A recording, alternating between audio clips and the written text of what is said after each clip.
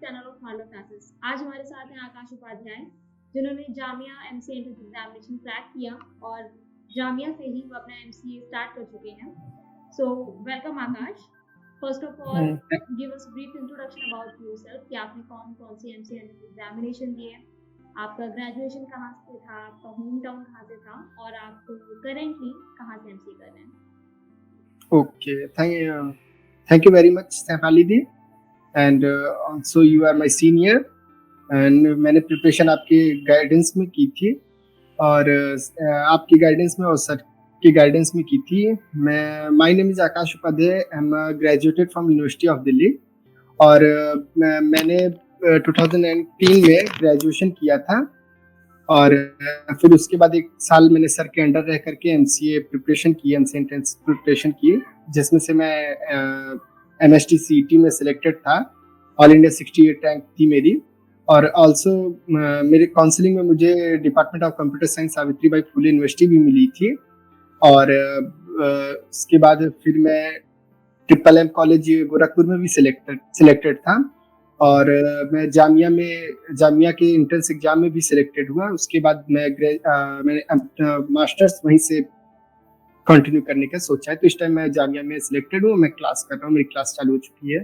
आकाश, आपने एक hello gap लिया अपनी प्रिपरेशन के लिए, सो आपने जी जब आप जी ग्रेजुएशन कर रहे थे तो तब आपने लास्ट ईयर एग्जाम दिए और अच्छा नहीं हुआ परफॉर्मेंस, इसलिए आपने एक साल का गैप लिया। आपने पहले से सोच के रखा था कि नहीं, मुझे गैप लेके प्रिपेयर करना है, उसके बाद ही मैं एग्जाम दूंगा? नहीं, मैंने ग्रेजुएशन के लास्ट ईयर में मैंने एग्जाम दिया था, तो मेरा परफॉर्मेंस बिल्कुल भी अच्छा नहीं था। तो मैंने सोचा कि अब गैप लिया जाए और किसी इंस्टीट्यूट को ज्वाइन करके अच्छे से प्रिपरेशन की जाए इस एंट्रेंस एग्जाम की। ओके, तो जब आपने एमसीए एंट्रेंस एग्जाम दिए तो आपने उसके पहले कुछ रिसर्च किया होगा, मतलब आपने, क्योंकि काफ़ी सारे स्टूडेंट्स डाउट में रहते हैं कि ग्रेजुएशन के बाद एमसीए करें या एमबीए करें। दोनों ही जी काफ़ी पॉपुलर कोर्स है। इनफैक्ट एमबीए को लेके ज़्यादा अवेयरनेस है लोगों में इन कंपैरिजन टू एमसीए। तो आपने कैसे आपने डिसाइड किया कि आपको एमसीए ही करना है? बिकॉज एमबीए में मुझे मैनेजमेंट में उतना इंटरेस्ट शुरू से ही नहीं था, तो मैं कंप्यूटर्स के एरिया में ही जाना चाहता था। दैट्स व्हाई तो मेरा क्लियर था कि मुझे एमबीए नहीं, मुझे एमसीए ही करनी है।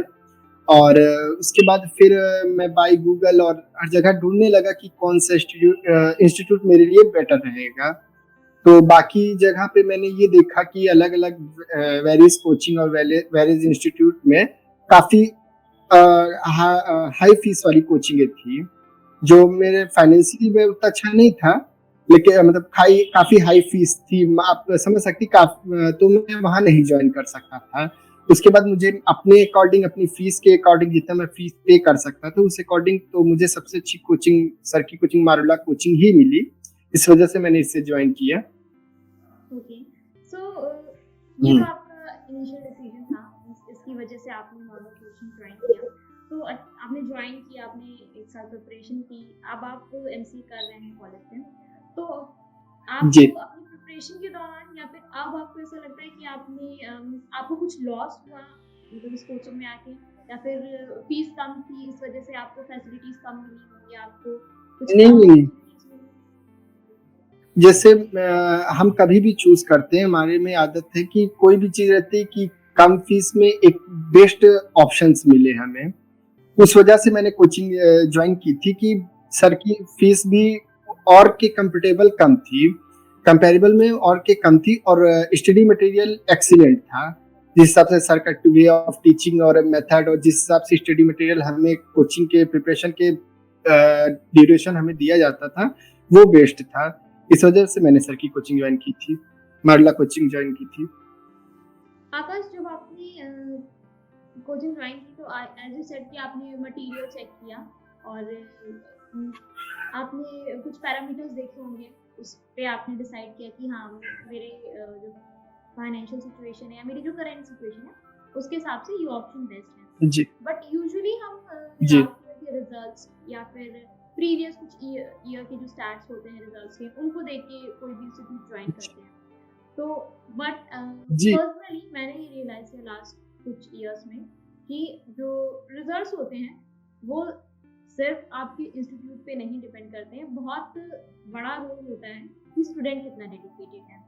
बिकॉज जी देखा जाए तो ऑलमोस्ट सारे स्टूडेंट्स इतना मटेरियल तो प्रोवाइड कर ही देते हैं कि आपका सिलेक्शन हो जाए, बट अगर आप नहीं सिलेक्शन जी लेना चाहते हो, आप पढ़ने को ही नहीं तैयार हो, तो आप किसी भी इंस्टीट्यूट में चले जाओ, आपका नहीं हो पाएगा अच्छे सिलेक्शन। तो आप क्या सजेस्ट जी करना बिल्कुल। चाहेंगे जो अपकमिंग एस्पिरेंट्स हैं, जो जैसे किसी लाइक आप जैसे मैं जैसे जी कि मैं बताना चाहूंगा आकाश जैसे कि मैं एक मिनट मुझे कंप्लीट करने दो।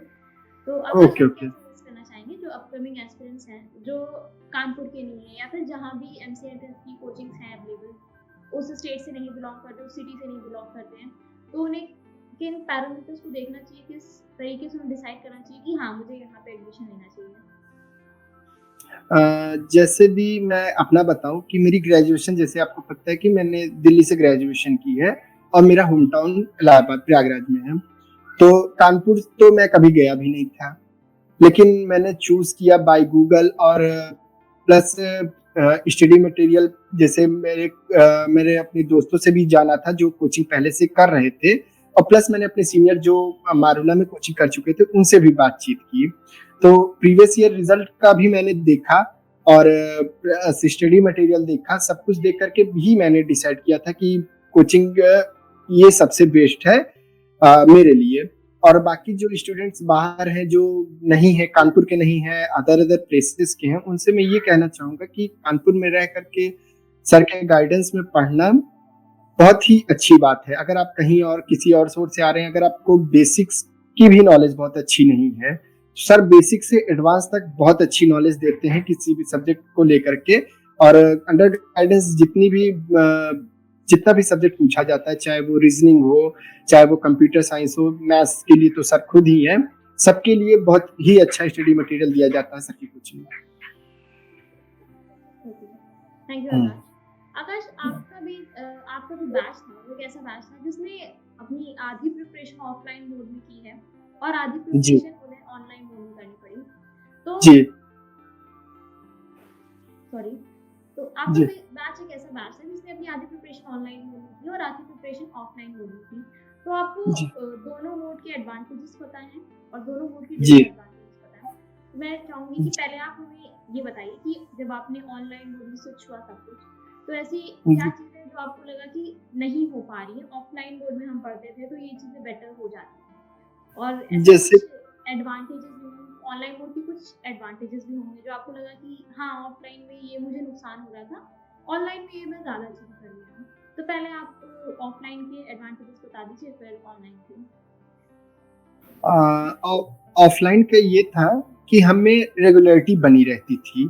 मेन फैक्ट ये है कि घर में रह करके रेगुलरिटी बनाना ये इजी टास्क नहीं है हमारे लिए, क्योंकि हमने ऑनलाइन इसके पहले कभी पढ़ाई, हमारी जनरेशन ने तो इसके पहले ऑनलाइन कभी पढ़ाई नहीं की है। तो हमने एक रेगुलरिटी रहती थी कोचिंग में, रोज जाना, डेली बैठना, जब तक सर का शेड्यूल रहता था कोचिंग का, हमारे बैठना, पढ़ाई करना, और सर हमेशा हम लोग की हेल्प करने के लिए तैयार रहते थे। ये ऑफलाइन का एक एडवांटेज था कि हम टाइम से आ जाते थे कोचिंग और पूरे दिन प्रिपरेशन करते थे, और हमारे टेस्ट सीरीज चालू रहता था, हम करते रहते थे। ऑनलाइन में क्या था कि उतना सर से इंटरेक्शन नहीं हो पाता था ठीक से, और और हमारा रूटीन भी पूरा फिक्स नहीं था। जितना हम ऑफलाइन में पढ़ पाते थे उतना हम ऑनलाइन नहीं कर पाते थे, बिकॉज ऑनलाइन में ये है कि हम घर पे हैं और घर के भी काम हम कर लेते हैं साथ में, ये सब हो जाता है। और ऑफलाइन में क्या था, हम केवल डेडिकेट कोचिंग को ही रहते हैं, तो ये फायदे ऑनलाइन में आने आकाश पे आकाश रुक जाओ, ना। हाँ कुछ नहीं। हाँ, तो और ऑनलाइन का यही एडवांटेज था कि हम घर पे रह करके मम्मी पापा के साथ भी प्रिपरेशन अच्छे से कर सकते हैं। हाँ, ये चीज थी कि ऑफलाइन में टाइमिंग ज्यादा रहती थी पढ़ने की एज कम्पेयर टू ऑनलाइन, क्योंकि घर पे रह करके उतना डेडिकेशन नहीं दिया जा सकता था जितना कोचिंग में रह करके डेडिकेशन से पढ़ाई की जा सकती थी। तो यही डिफरेंस था दोनों में। ओके, सो आकाश आपके हिसाब से अगर हम कैटेगराइज करना चाहें कि जो स्टूडेंट्स हमसे पूछते हैं कि ऑफलाइन ज्वाइन करें या ऑनलाइन ज्वाइन करें, तो आपके हिसाब से किस सिचुएशन में स्टूडेंट को ऑनलाइन बैच चूज करना चाहिए और किस सिचुएशन में स्टूडेंट को ऑफलाइन बैच ज्वाइन करना चाहिए? देखिए, अगर आप जैसे स्टूडेंट नजदीक एरिया का है जिनको जाकर कानपुर में रह करके कोचिंग ज्वाइन करना ऑफलाइन, अगर उनके लिए इजी टास्क है, उनके लिए बहुत टफ टास्क नहीं है, तो so they can go for online as well. और बट अगर वो ये कर सकते हैं कि ऑफलाइन आकर के पढ़ाई कर सकते हैं कोचिंग में आकर के, तो वो बेस्ट तरीका है। ओके, तो अकॉर्डिंग टू यू अगर ऑन बेटर ऑप्शन है। अगर आपके पास जी जी आपको किसी तरह का इशू नहीं है कोई, तो आप ऑफलाइन चूज करें। और मोस्ट जी इम्पोर्टेंट जी अगर बिल्कुल आपका गैप हो गया है तो बेस्ट ऑप्शन ऑफलाइन रहता है, क्योंकि आप ज़्यादा जी कंसंट्रेटेड रह पाएंगे, ज़्यादा मोटिवेटेड रह पाएंगे। ऑनलाइन रहेगा तो आप नहीं बैठ सकते पूरा दिन सिस्टम के सामने, क्योंकि ऑनलाइन मोड में आपका जितना भी स्टडी मटेरियल भी होता है सब सॉफ्ट कॉपी के फॉर्म में आता है। आप प्रिंट आउट निकालेंगे भी तो उतना नहीं हो पाता है कि आप डेली प्रिंट आउट निकालें, क्योंकि डेली टेस्ट होंगे, असाइनमेंट होंगे। स्टूडेंट्स यूजुअली सब आजकल सब सॉफ्ट कॉपी ही मेंटेन करते हैं, तो थोड़ा सा जी इरिटेटिंग हो जाता है। और फिजिकल हेल्थ के लिए भी नहीं बहुत ज़्यादा सही है कि आप दिन भर लैपटॉप में हर चीज़ देख रहे हैं। वेल, दैट जी वाज जी about online and offline mode. Akash, आपका जो ग्रेजुएशन था वो बीसीए था और बीएससी? मेरा बीएससी मैथ्स था। ओके, सो आकाश आपका जामिया से अब एमसीए है और जामिया में एमसीए जी 2 साल का हो गया है, तो ऐसा कुछ जी डिफिकल्टी आपको समझ में आ रही है एमसीए का सिलेबस में? डिफिकल्टी ये है कि 2 साल होने से ये चीज हो गई है कि जो सब्जेक्ट्स के लोड है वो ज्यादा हो चुके हैं, क्योंकि ऑब्वियसली ये एज यूजुअल सी ही बात है कि अगर 1 साल घटाया गया है तो सब्जेक्ट तो नहीं कम किए गए हैं पर ईयर कम कर दिए गए हैं। तो जहां जैसे एक फर्स्ट सेमेस्टर में 4 सब्जेक्ट ही होते थे पहले, 4 या 5 जो सब्जेक्ट होते थे, अब हमें वो करके 8-9 सब्जेक्ट हो चुके हैं हर सेमेस्टर के हिसाब से। और लास्ट में इंटर्नशिप के लिए एक सेमेस्टर बचा ही है, तो 3 सेमेस्टर में हमें पूरा 2.5 सेमेस्टर का सिलेबस कवर करना है, तो टफ तो हो ही गई है पढ़ाई अब। ओके, सो हम्म, वेल, ये जो रिड्यूस टर्म हुआ है एमसी प्रोग्राम का, इसके प्लस पॉइंट्स भी जी हैं, नेगेटिव भी हैं। अगर जी आप पहले से रेडी नहीं है, तो अगर जी क्योंकि अब आप जानते हैं कि 2 साल का एमसी प्रोग्राम हो गया मोस्ट ऑफ द स्टूडेंट्स के लिए, तो आप पहले से थोड़ा प्रिपेयर्ड रहें, अच्छा रहेगा। अगर नहीं आप प्रिपेयर्ड रहेंगे तो आपको फिर एमसी में बहुत प्रॉब्लम होने वाली है, बिकॉज आप जाएंगे, आपको समय नहीं मिलेगा और आप देखेंगे कि 1 साल भी आपका खत्म होने वाला होगा, इंटर्नशिप का प्रेशर होगा आपका, क्योंकि सेकेंड सेमेस्टर से आपको तैयारी करनी पड़ेगी इंटर्नशिप की।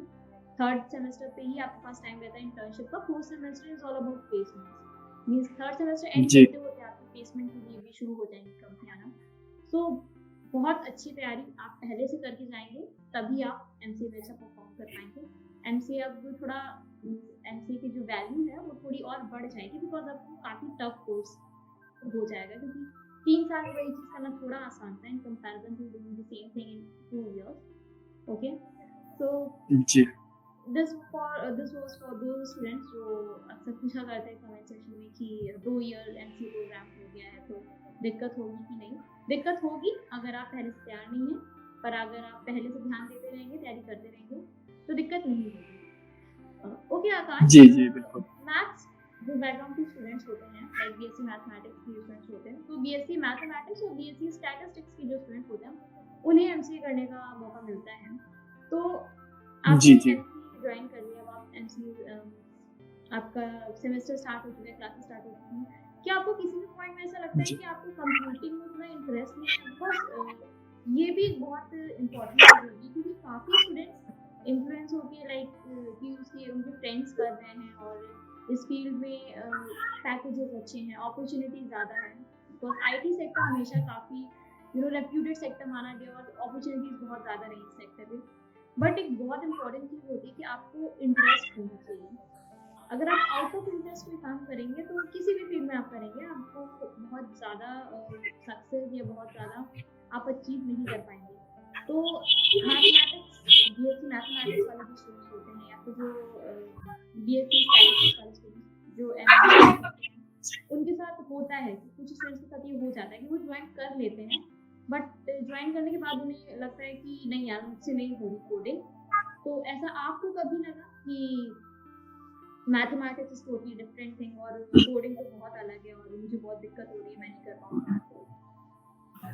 तो ऐसा जैसे मैं मैथमेटिक्स से मेरी ग्रेजुएशन हुई है, तो ऐसा तो पहला आपके क्वेश्चन का ये आंसर है कि ऐसा मुझे तो कभी नहीं लगा, अभी तक तो नहीं लगा। जब से मेरा सेमेस्टर 1 महीना हो गया सेमेस्टर स्टार्ट हुए, तो मुझे तो अभी नहीं लगा। मेरे पास 8 सब्जेक्ट हैं इस सेमेस्टर में, और मुझे ऐसा नहीं लगा कि मुझे कहीं दिक्कत होनी चाहिए या दिक्कत हो रही है। मैं अगर मैं कंप्यूटर साइंस से बैकग्राउंड से नहीं हूँ, क्योंकि अवेयर इतना कोचिंग में मुझे हमें करा दिया गया था कि एमसीए एक कंप्यूटर का कोर्स है जिसमें कोडिंग से हमें पूरी तरीके से कोडिंग में ही रहना पड़ेगा, और हम इस चीज के लिए पहले से ही कोचिंग से प्रिपेयर हो चुके थे कि हमें आगे आने वाली जो भी लड़ाई है वो कोडिंग में ही करनी है। तो इसलिए मुझे ऐसी दिक्कत नहीं हुई। और पहले बात, मैं स्टूडेंट्स को यही, अपने आने वाले स्टूडेंट्स को, बैच को ये कहना चाहूंगा कि किसी को देख करके तो बिल्कुल ये डिसीजन ना ले कि वो कर रहा है तो मैं करूंगा। ऐसा नहीं है, पहले अपने इंटरेस्ट पे देख ले। अगर उनका इंटरेस्ट कंप्यूटर साइंस की तरफ है, वो कोडिंग में इंटरेस्टेड है, वो कोडिंग कर सकते हैं। डजेंट मैटर कि उनका बैकग्राउंड क्या है। अगर पहले नहीं भी बैकग्राउंड, कंप्यूटर साइंस का बैकग्राउंड नहीं भी है, तो कोई प्रॉब्लम नहीं है। लेकिन अगर आगे वो इंटरेस्ट है और वो आगे कर सकते हैं, तो वो जरूर एमसीए ज्वाइन करें। जी। वेल ये थी आकाश की आप लोगों को एक सजेशन, जो आप लेंगे तो अच्छी रहेगी आपके लिए। वेल जो मैथमेटिक्स वाले स्टूडेंट्स होते हैं, यूजुअली स्टूडेंट्स ये पूछते हैं कि जो एमसीए है कंप्यूटर कोर्स है, तो एमसीए एंट्रेंस एग्जामिनेशन में मैथमेटिक्स को इतना इंपॉर्टेंस क्यों दिया जाता है? निनसेट में सबसे ज़्यादा वेटेज मैथमेटिक्स का होता है, तो ऐसा क्यों होता है? मीन्स कंप्यूटर कोर्स है तो सिर्फ कंप्यूटर क्वेश्चन पूछने चाहिए। सो ये चीज़ मैं यहाँ पे क्लियर करना चाहूँगी। पहले मुझे भी लगता था कि हालांकि मैं मैथमेटिक्स बैकग्राउंड की थी, मेरा भी बीएससी मैथमेटिक्स था, तो बट हाँ ये मुझे ऑब्वियस क्वेश्चन लगता था कि MCA is masters in computer application, तो इसमें इतना मैथमेटिक्स क्यों पूछा जा रहा है इनके पेपर्स में? तो students let me tell you, mathematics आपकी अगर अच्छी है तो आपकी लॉजिक बिल्डिंग, आपका लॉजिक फॉर्म करने का जो स्पीड होगा, या आप जितनी जल्दी कोई चीज़ कैच कर लेते होंगे, वो आपको हेल्प करेगी आपकी कोडिंग में। कोडिंग में क्या होता है, आपको कुछ सिंटैक्सेस होते हैं बेसिक से, जो आप सीख लेते हो वो आप 2 दिन में सीख सकते हो। पर कोडिंग आपकी तब अच्छी होगी जब आपकी रीजनिंग पावर बहुत अच्छी होगी। अगर आपकी रीजनिंग पावर अच्छी है, आपकी लॉजिकल एबिलिटी अच्छी है, तो आप कोडिंग में बहुत अच्छा कर सकते हो, क्योंकि coding is all about reasoning and logic. Syntaxes तो आपको हर सब्जेक्ट में आपको, लाइक ग्रामर, किसी भी लैंग्वेज को आप पढ़ रहे हो तो कुछ आपको सिंटैक्सेस, कुछ रूल्स हर लैंग्वेज के सीखने पड़ते हैं। The same thing applies with coding also. ठीक है, तो ये एक आपको बेनिफिट मिलता है। अगर आप मैथमेटिक्स में अच्छे नहीं हो तो आपको कोडिंग में भी दिक्कत हो सकती है।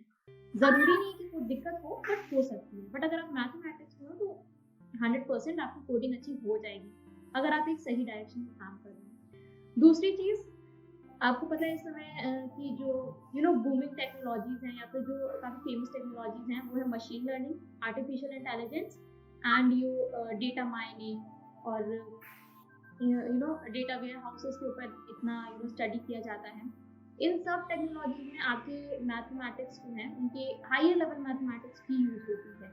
आपका मैट्रिसेस बहुत यूज होगा डेटा माइनिंग में, डेटा वेयर हाउसेस में। आपकी काफ़ी सारे कॉन्सेप्ट्स हायर मैथमेटिक्स के आपकी मशीन लर्निंग में काम आएंगे, आर्टिफिशियल इंटेलिजेंस में काम आएंगे। तो आपको ये सब टॉपिक्स, अगर आपकी मैथमेटिक्स अच्छी रही है, तो आपको कहीं ना कहीं कंप्यूटर साइंस में हेल्प करने वाली है। बिकॉज कंप्यूटर साइंस में हैं अगर आप, तो कोडिंग आपको आना चाहिए। बट ऐसा नहीं कि computer science is only about coding. Computer science में बहुत सारी फील्ड्स हैं, बहुत सारे डोमेन हैं। अगर आपकी कोडिंग उतनी अच्छी नहीं है तो भी, coding in the sense I am referring here to competitive programming. अगर आपकी कॉम्पिटिटिव प्रोग्रामिंग नहीं है, बट आपको रिसर्च में इंटरेस्ट है, आप नई टेक्नोलॉजी सीखने में इंटरेस्ट रखते हो, तो भी बहुत सारे डोमेन हैं, आप अच्छे से काम कर सकते हो। एंड काफ़ी ऐसे स्टूडेंट्स होते हैं एमएससी मैथमेटिक्स के, जो एआई मशीन लर्निंग में 2-2 वीक्स की या फिर 2 मंथ्स की एक अच्छी खासी ट्रेनिंग, अच्छे लेवल पे ट्रेनिंग लेते हैं, and they sit in the companies which are famous for artificial intelligence and machine learning। In companies में इन पे काम हो रहे हैं टेक्नोलॉजी से, और वो हमारे साथ रिक्रूट हो जाते हैं कंपनीज में।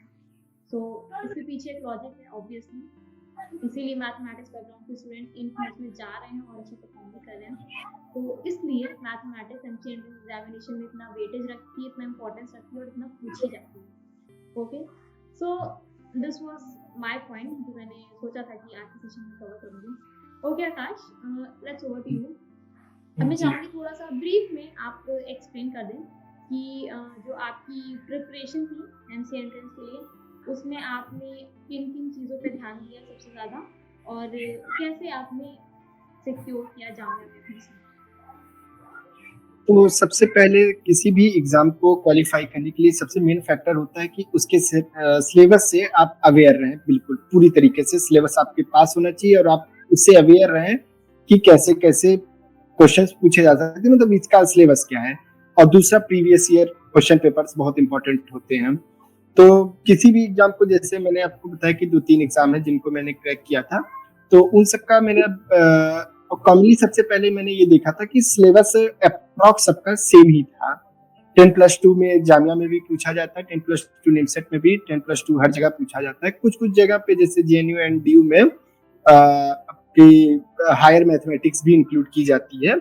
और हम मेरे सबसे पहले एक तो मैंने थोड़ा लेट ज्वाइन भी किया था, तो मेरे लिए प्रेशर बहुत ज्यादा इंस्टीट्यूट पे, मतलब मैंने मारुला इंस्टीट्यूट में थोड़ा लेट ज्वाइन किया हुआ था, तो मेरे ऊपर प्रेशर बहुत ज्यादा हो चुका था, क्योंकि तब ये शेड्यूल था कि मई में एग्जाम हो जाना है।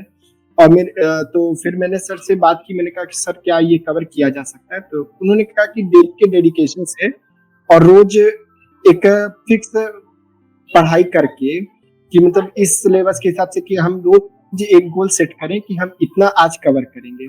जैसे लाइक आज मैंने सोचा कि इस चैप्टर को मैथ में आज कवर कर लेना है, और रीजनिंग में भी आज इसको रिवाइज कर लेना है या इस टॉपिक को पढ़ लेना है।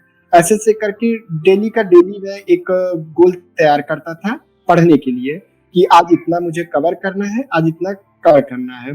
तो और 24 घंटे के अंदर किसी भी तरीके से किसी भी टाइम को मैं मैनेज करके, जितना मैंने 24 घंटे के अंदर पहले पढ़ चुका रहता था उसको रिवाइज कर लेता था। ऐसे ऐसे करके पूरा वीक बीतता था। उसके बाद जो संडे की छुट्टी मिलती थी, उसमें मैं पूरे हफ्ते का जितना पढ़ा रहता था उसे रिवाइज कर लेता था। तो इतना मेरे लिए काफी सफिशिएंट रहता था कि उस कॉन्सेप्ट को बिल्ड कर लेने पे, और उसके क्वेश्चन अगर फ्यूचर में कभी दिखेंगे, इतना मुझे यकीन हो जाता था कि मैं उसे सॉल्व कर ले जाऊंगा। सो मेरे हिसाब से रिवीजन बहुत इंपॉर्टेंट है इस एग्जाम के लिए, क्योंकि सिलेबस बड़ा है। अगर आप आगे पढ़ते जाते हैं तो पीछे का आप भूलते भी जाते हैं, इसलिए रिवाइज करना बहुत जरूरी हो जाता है इस एग्जाम में। और खास करके फॉर्मूला, जिस तरह सर ने हम लोगों को फॉर्मूला सीट दी थी हर सब्जेक्ट की, उसमें मैथ्स कंप्यूटर सब करता है, तो हम उसको रिवाइज करते रहते थे। तो उससे क्या होता था, कभी कभी क्वेश्चन डायरेक्ट फॉर्मूला बेस्ड भी आ जाते थे, स्टूडेंट उसमें भी कंफ्यूज हो जाते थे कि इसका फॉर्मूला नहीं याद रह गया मुझे, तो वो क्वेश्चन वो नहीं कर पाते थे, क्योंकि वो इजी सा क्वेश्चन अगर फॉर्मूला के लिए नहीं हो पा रहा है तो वो बहुत बाद में पछताना होता है। जी ओके, सो आकाश ने सजेस्ट किया कि जो रिवीजन होता है वो बहुत इंपॉर्टेंट होता है। वेल, ये बहुत अच्छी चीज़ आकाश ने बताई। रिवीजन जो होता है वो काफ़ी हद तक डिसाइड करता है आपका रिजल्ट, क्योंकि आप 20 चैप्टर पढ़ रहे हो और 20 चैप्टर पढ़ने के बाद एंड में आपको याद एक चैप्टर भी ठीक से नहीं है, याद इन द सेंस मतलब कंसेप्ट्स आप उसके नहीं समझ पा रहे हो, भूल गए हो आप सब कुछ पढ़ा है, तो यूजलेस है। बट उसकी जगह भले ही आपको 10 चैप्टर ही आते हैं, बट वो 10 चैप्टर आप अच्छे से कर ले जा रहे हो, पेपर उनके क्वेश्चन आ रहे हैं, आप सब अटेम्प्ट कर ले रहे हो अच्छे से, तो हो सकता है आपकी सिलेक्शन के जो चांसेस हैं वो फिर भी हैं। बट आप बस पढ़ते जा रहे हो, आपने रिवाइज नहीं किया, तो एंड में आपको कुछ भी नहीं हाथ लगेगा। तो इसलिए क्वांटिटी पे फोकस कम करिए, क्वालिटी पे फोकस करिए। Okay, so this is the good point Akash केवल। ओके आकाश, आपने मुझे बताया कि आपका सीटी महाराष्ट्र क्लियर हो गया था, अच्छी रैंक थी आपकी, आपको 755 खुले यूनिवर्सिटी को मिली। तो उसके बाद भी आपने जामिया क्यों दिया, और आपका 2-3 जगह और एडमिशन हो गया था, तो फिर आपने जामिया में ही एडमिशन क्यों किया? जैसे जब भी मेरा कोई एग्जाम क्लियर होता था तो मैं सर से पहले कंसल्ट करता था। तो जामिया और पुणे दोनों सिलेक्शन होने के बाद मैंने सर से बात की, तो सर ने बोला कि देखो दोनों ही इक्विवेलेंट है एक तरीके से। जामिया थोड़ा ज्यादा प्रेफर करती है क्योंकि वो सेंट्रल यूनिवर्सिटी है और दिल्ली में है भी। तो सर के सजेशन से, प्लस मैंने अपने भी कांटेक्ट से बात की, अपने सीनियर से बात की, जामिया के प्लेसमेंट्स के बारे में बात की, तो मुझे जामिया ज़्यादा प्रेफर लगा कम फीस में, तो मैंने इस वजह से मैंने जामिया चूज़ किया। सो अच्छा आकाश, जी। आपने मल्टीपल एग्जाम क्यों दिए? मतलब आपने पहले से सोच रखा था कि नहीं मुझे इतने सारे फॉर्म भरने हैं? जी। मैंने इसलिए दिए कि जैसे हम लोग को जब हम प्रिपरेशन लेवल पे रहते हैं, तो हमें ये सिक्योरिटी चाहिए होती है ना कि हम किस में सेलेक्ट हो जाए। एट द एंड जैसे सारे स्टूडेंट रहते हैं, लास्ट में आकर के आपको ये लग जाता है कि हो जाए बस सिलेक्शन किसी तरीके से। तो इस वजह से और हमें हर एग्जाम में क्वालिफाई करके ये प्रूव करना था कि हम केवल एक पर्टिकुलर एग्जाम के लिए नहीं थे। हमारा जो बैच था वो डिफरेंट डिफरेंट एग्जाम के लिए था। हम हर एग्जाम को क्रैक कर सकते थे, इतनी कैपेबिलिटी थी हमारे में। इस वजह से हमने कई एग्जाम के फॉर्म भरे और हमने एग्जाम दिया और सक्सेसफुली क्रैक भी किया उसको। ओके, सो आकाश, आप हर एग्जाम के लिए आपको कुछ अलग पढ़ाई करनी पड़ती थी या फिर एक कॉमन सिलेबस पढ़ के भी सारे एग्जाम क्रैक किए जा सकते हैं? जी, यही मेरा बताने का पहले से भी मोटिव था कि एक कॉमन सिलेबस ही सबके लिए होता है। अगर आप एक बड़े पोर्शन को, एक छोटे पोर्शन में एक बड़े पोर्शन को सिलेबस में से निकालिए जो हर एग्जाम में आपके पूछे जाते हैं, और वही सिलेक्शन भी करवाते हैं। इसी की वजह से मुझे बहुत कुछ ज्यादा एफर्ट नहीं मारना पड़ा अलग किसी एग्जाम के लिए। अब कुछ थोड़ा बहुत सी चीजें तो थी जिनको हम अपने से करते ही हैं, हर स्टूडेंट करता है किसी एग्जाम के लिए थोड़ा सा एफर्ट। पर अगर आप उस सिलेबस को, जो कॉमन सिलेबस है, अगर उसको प्रिपेयर अच्छे से कर लेते हैं और टेस्ट सीरीज दे करके टेस्ट ज्वाइन करते हैं, टेस्ट में रैंक आप अपनी अच्छी लाते हैं, तो आप डेफिनेटली सक्सेस होंगे उस एग्जाम में। Okay. So Okay. thank you, Akash. Thanks for this part of the session, and thanks for giving us your time. Best of luck for your future. Thank you.